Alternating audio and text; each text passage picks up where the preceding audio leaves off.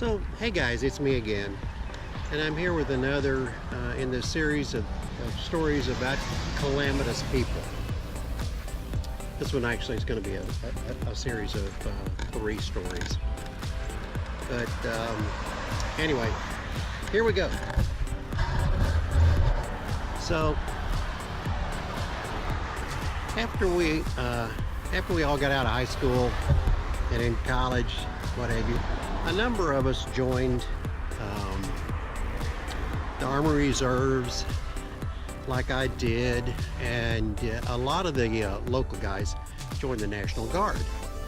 Well, this was during the Vietnam era, and the Army decided to upgrade their vehicles, what they call their quarter-ton vehicles at that time, and that's Jeeps is the other word for that. A regular old general purpose.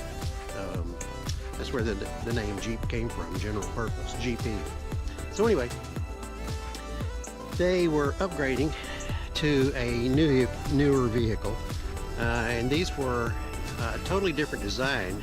The old ones had a solid axle in the front and a solid axle in the rear. Well, the new design was still 4-wheel drive, but they were independent suspension all the way around. And they were set on a cantilever. You can look that up if you want to know a better definition. But suffice it to say, the pivot points for the suspension were mounted in the middle of the vehicle so that things would swing away from that. The wheels, the tires would swing down from the middle. Anyway, the point is they would turn over very easily.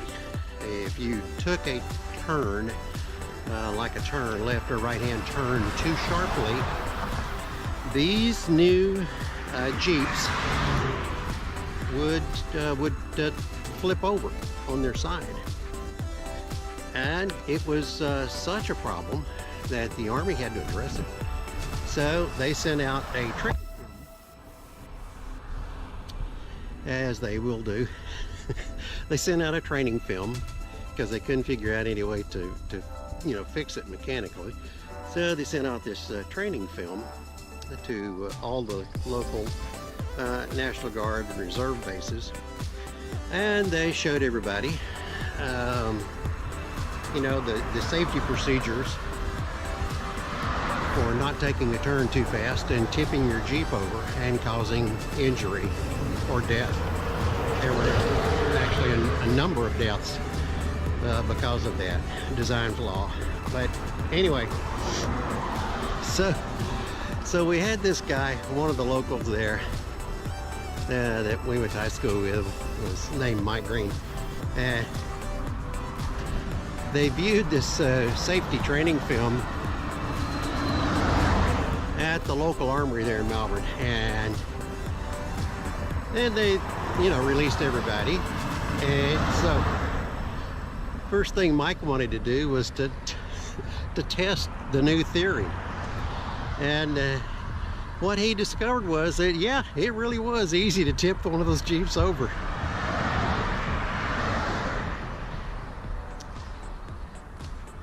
But he was a real piece of work.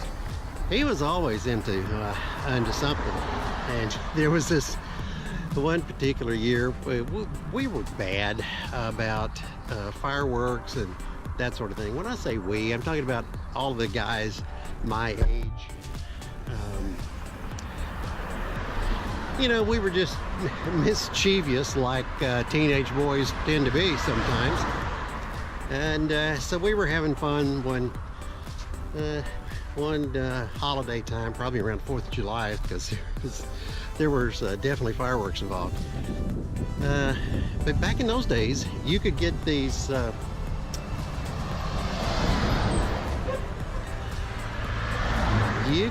big boomers that were called an M80, 80, and apparently they were the equivalent of a 1/4 of a stick of dynamite.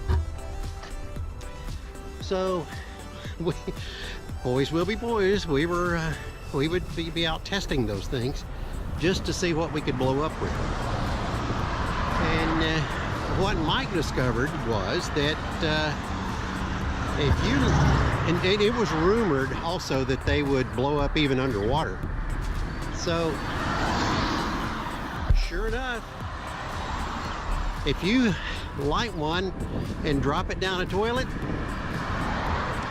it'll blow up. It'll blow up the toilet.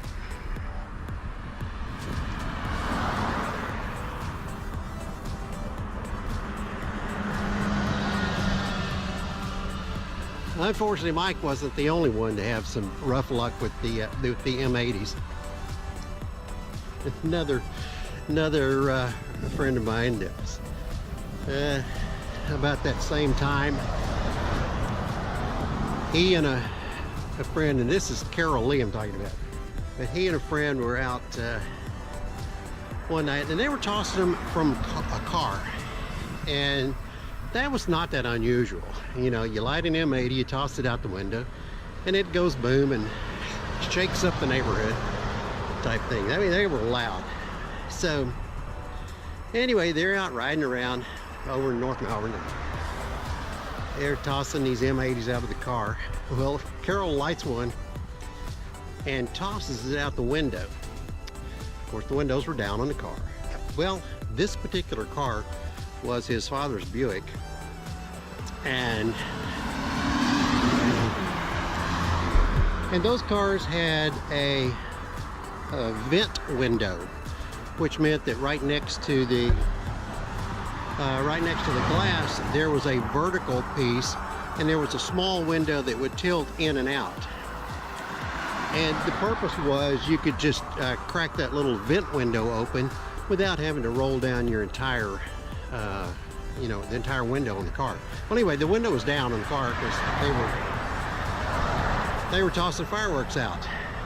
But so anyway, Lee lights one, and you know, he's holding the thing in his right hand, tosses it out the window, but unfortunately he hit that upright for the vent window that's right there by the driver's side, and the thing bounced back inside the car, and it bounced off the dashboard and landed in the seat between Lee and this other guy.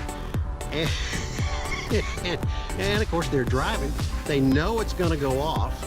It's you know, it's like a hand grenade waiting to go off. So Lee slammed on the brakes, and they both were in the process of getting out of the car, bailing out of the car on each side when it went off. It was ugly. They couldn't hear anything for about a week because their ears were ringing so bad. It broke the windshield in the car. It did some damage to the dash, but the biggest thing was it landed in the seat, and when it blew up, it made a giant hole in the seat, and there was fabric and foam just flying out all in the car. It was just covered.